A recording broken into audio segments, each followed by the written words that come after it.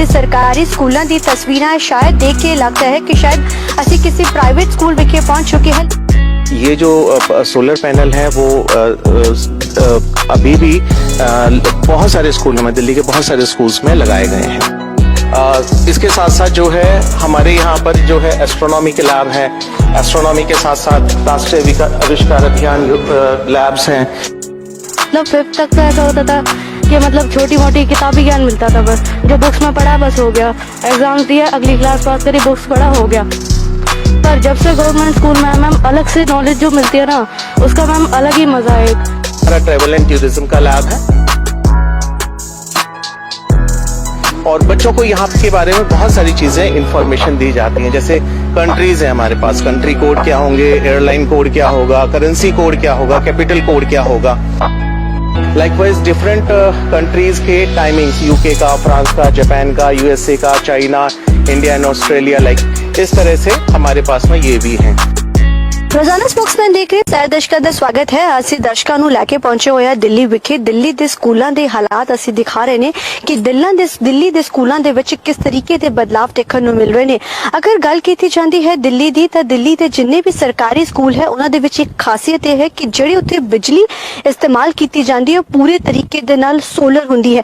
ਤਸਵੀਰ ਇੱਕ ਵਾਰ ਆਪਣੇ ਦਰਸ਼ਕਾਂ ਨੂੰ ਜ਼ਰੂਰ ਦਿਖਾਣਾ ਚਾਹਾਂਗੇ ਕਿ ਕਿਸ ਤਰੀਕੇ ਦੇ ਨਾਲ ਦਿੱਲੀ ਦੇ ਸਕੂਲਾਂ ਦੀ ਛੱਤਾਂ ਦੇ ਉੱਪਰ ਕਿਸ ਤਰੀਕੇ ਦੇ ਨਾਲ सोलर पैनल्स लगाए गए ने। इत्थे जिन्नी भी बिजली जनरेट होंदी है, जिन्नी भी बिजली का इस्तेमाल किया जाता है, इस दे जरिए कीते साडे नाल गल करन दे लई स्कूल के प्रिंसिपल सर भी मौजूद है। सर तुहाडे को सर आपसे जानना चाहेंगे, जिस तरीके से आपके स्कूल्स के अंदर हमने देखा, हमने जायजा लिया, पैनल्स लगाए गए हैं, कितनी टोटल स्कूल्स हैं और किस तरीके से इसको किया गया है, और ये जो एक डिफरेंट चीज़ है कि जितनी भी बिजली इस्तेमाल हो रही है इनसे हो रही है।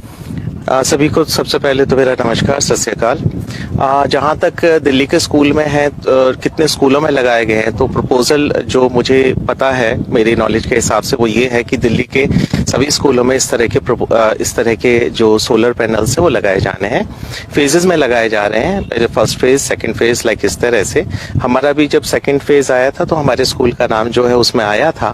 और ये जो सोलर पैनल है वो अभी भी बहुत सारे स्कूलों में, दिल्ली के बहुत सारे स्कूल्स में लगाए गए हैं। और जहां तक इसका बिजली के बिल की बात है, मैं आपको बताऊं कि इसका बहुत सारा फायदा होता है। नंबर एक तो ये है कि कई बार बिजली, पहले दिल्ली में आजकल वैसे बिजली नहीं जाती है, पहले बिजली जाया करती थी। ये एक रिन्यूएबल सोर्स ऑफ एनर्जी है जिससे कि हमको एनर्जी भी मिलती है और एनवायरनमेंट भी सेफ होता है। और इससे हमें काफ़ी अच्छे, मैं आपको बता दूं कि इनके लगने से पहले जो बिजली का बिल था वो 1 लाख और 1 लाख से ज़्यादा आया करता था। लेकिन जब से ये लगे हैं तो मैं आपको दिखाना भी चाहूँगा कि उस महीने दिल्ली गवर्नमेंट की साइट पे मैंने ही खुद ने इसको दिखाया जब अपने ऑफिसर्स को कि जनवरी का जो बिल है वो बिल्कुल जीरो आया था हमारे स्कूल का, और जबकि उससे पहले 1 लाख और 1 लाख से ज्यादा आया करता था। तो ये एक किसी भी स्कूल के लिए बहुत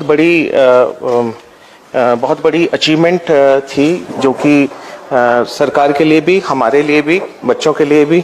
हम जब इसका एक फायदा और भी है कि ये करिकुलम में है, बच्चों के करिकुलम में है, बच्चों को पढ़ाया जाता है इसके बारे में। तो उसको हम बच्चों को यहाँ पे आकर के प्रैक्टिकली भी दिखा सकते हैं। तो बीच में जब कुछ दिन के लिए स्कूल्स खुले भी थे तो हमारे टीचर्स इसको प्रैक्टिकली ला करके दिखाया भी करते थे। साथ साथ इसके, जहाँ तक सोलर की बात है, उसके साथ साथ हमारे ही स्कूल के अंदर, और हमारे स्कूल के अंदर ही नहीं, दिल्ली के बहुत सारे स्कूल्स के अंदर अभी बहुत सारे डिफरेंट लैब्स भी हैं। जी हाँ, जैसे मेरे यहाँ पे तीनों स्ट्रीम्स हैं, वोकेशनल है, आपका साइंस है, उसके साथ साथ जो है साइंस में फिजिक्स, केमिस्ट्री, केमिस्ट्री, बायो और फिजिक्स के लैब्स हैं, और दिस वे। और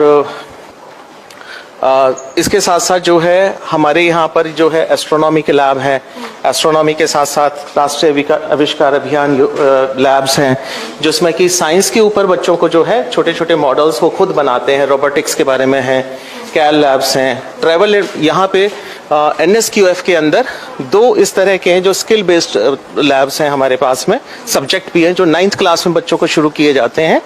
और 9th क्लास के से लेकर के 12वीं तक 4 साल का एक कोर्स होता है जिसमें कि बच्चा पढ़ता है।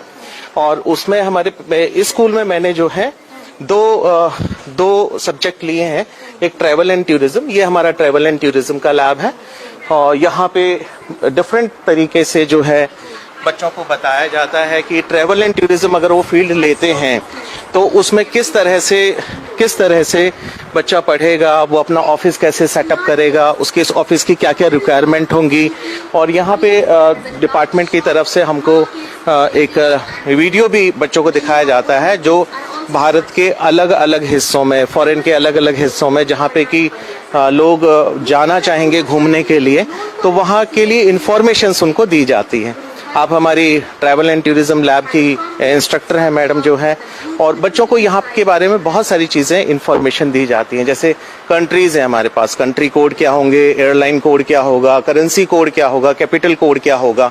लाइकवाइज करेंसी एक्सचेंज बोर्ड भी है हमारे पास में जिसपे कि अपडेटेड इंफॉर्मेशन हमेशा, जब भी उसमें डेली बेसिस पे कुछ चेंज होता है तो हमारी इंस्ट्रक्टर जो है उसको चेंज करती हैं।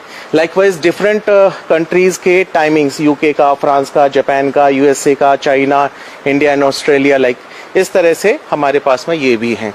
तो बच्चों को एक बिल्कुल अपडेटेड इंफॉर्मेशन आज के कंटेक्स्ट में क्या चाहिए, उस तरह के लैब्स जो हैं वो एक स्टैंडर्ड को मेंटेन करते हुए बनाए गए हैं। हमने सोलर की बात की, आपने सोलर के बारे में बताया कि हम बच्चों को पढ़ाते भी हैं। सरकारी स्कूलों में इस तरीके से आम नहीं देखा जाता था, लेकिन अब आपने हमने बिजली का बिल भी दिखाया कि हमारा स्कूल का बिल्कुल जीरो है। कितनी बिजली जनरेट होती है, कितनी स्कूल में यूज होती है, कितनी बाहर, और बच्चों को इसके बारे में क्या बताया जाए? देखिए, जहां तक उसकी बात है, सोलर की एनर्जी जनरेट करने की बात है, तो if I am not wrong, I am not that much of technical, but if I am not wrong 100 kilowatt का हमारे यहाँ पे सेटअप लगा हुआ है। और उसमें यह है कि बहुत सारी एनर्जी जो एक्स्ट्रा बनती है उसको जो BSCS कंपनी है जो पहले हमारे पास में बिजली सप्लाई करती थी, तो उसके पास वो चली जाती है अगर एक्स्ट्रा बनती है। और वो जब अगर लाइट जाती है तो उस कंडीशन के अंदर जितनी एनर्जी वहां से आती है, इलेक्ट्रिकल एनर्जी, तो उसमें उसका बिल का एडजस्टमेंट हो जाता है। बच्चों के लिए ये बहुत इंपॉर्टेंट इसलिए है कि उनके एक तो रिन्यूएबल सोर्स ऑफ एनर्जी और non renewable source of energy उनके करिकुलम में है, सिलेबस में है, हम उनको पढ़ाते रहे हैं बच्चों को। तो जब उनको इन हैंड इतने बड़े बड़े सोलर पैनल हम सिर्फ या तो फोटोग्राफ्स में दिखाते थे या वीडियोस में दिखाते थे, लेकिन एक प्रैक्टिकली जब उस चीज को देखते हैं तो उनके लिए एक न्यू एक्सपीरियंस होता है। और साथ साथ जब हमको प्रैक्टिकली दिखाते हैं कि इस तरह का प्रैक्टिकली हम किस तरह से इसको रिन्यूएबल सोर्स ऑफ एनर्जी को कैसे हम प्रैक्टिकली यूज में ला सकते हैं, अपने यूज में, अपने बेनिफिट में, कंट्री के बेनिफिट में लेके आ सकते हैं, तो वो प्रैक्टिकली उस चीज को समझते हैं। मतलब वो खाली किताबी ज्ञान नहीं रह जाता है। मुझे याद है कि यहाँ पे टैरी का एक प्रोजेक्ट चला था जिसमें कि हम प्राइमरी के बच्चे हमारे जो बड़े बच्चे हैं उनको हमेशा मॉर्निंग में एक मैसेज ये देते थे कि भैया अगर पंखा फ्री में चल रहा है, खाली चल रहा है, या फिर लाइट खाली चल रही है, तो क्लासरूम में उसको बंद कर दो, घर पे भी बंद कर दो। अब बच्चे जो है खुद से उस प्रैक्टिकली उस चीज को देखते हैं कि कितना बेनिफिट होता है कि अगर हम जो है सोलर एनर्जी से किसी चीज को चलाएंगे, वो रिन्यूएबल सोर्स ऑफ एनर्जी है जिसमें कोई खर्चा नहीं आ रहा है, तो एक बहुत बड़ा प्रैक्टिकल इन हैंड एक्सपीरियंस बच्चों को मिलता है। ਸਾਡੇ ਨਾਲ ਬਹੁਤ ਸਾਰੇ ਬੱਚੇ ਵੀ ਮੌਜੂਦ ਆ, ਆਪਾਂ ਉਹਨਾਂ ਨਾਲ ਵੀ ਗੱਲ ਕਰਨ ਦੀ ਕੋਸ਼ਿਸ਼ ਕਰਦੇ ਹਾਂ ਕਿ जिस तरीके ਦੇ ਨਾਲ स्कूल ਦੇ ਵਿੱਚ पढ़ाया जाता है। अगर आपसे बेटा जानना चाहे, जिस तरीके से आपको प्रैक्टिकल नॉलेज दी जा रही है, टूरिज्म ट्रैवल का कोर्स भी अब स्कूल्स में कराया जा रहा है और आपको करेंसी के बारे में इंफॉर्मेशन दी जा रही है, आपको हर चीज़ के बारे में इंफॉर्मेशन दी जा रही है, क्या लगता है गवर्नमेंट स्कूल की जो ये चीज़ों में बदलाव देखने को मिला है, किस तरीके से देखते हो कि आप स्टूडेंट हो? मैम बहुत अच्छा लगता है मैम कि ऐसी नई नई चीज़ें हमें जानने को मिलती है जो हमने कभी मतलब सोची भी नहीं थी। मतलब 5th तक तो ऐसा होता था कि मतलब छोटी मोटी किताबी ज्ञान मिलता था, बस जो बुक्स में पढ़ा बस हो गया, एग्जाम दिया, अगली क्लास पास करी, बुक्स पढ़ा, हो गया। पर जब से गवर्नमेंट स्कूल में मैम अलग से नॉलेज जो मिलती है ना, उसका मैम अलग ही मज़ा है। मैम जो मैम बताती है, जो भी सर बताते हैं, बुक से बिल्कुल अलग बताते हैं, एकदम जिसको सुनने में एकदम मज़ा आ जाए, ऐसा फीलिंग आती है। इन्होंने बताया कि बहुत अच्छा फील होता है, अच्छी नॉलेज मिलती है, डिफरेंट है। पहले सरकारी स्कूलों में जब जाते थे तो इतना, लेकिन अब जो सरकारी स्कूल है वो एक डिफरेंट हो।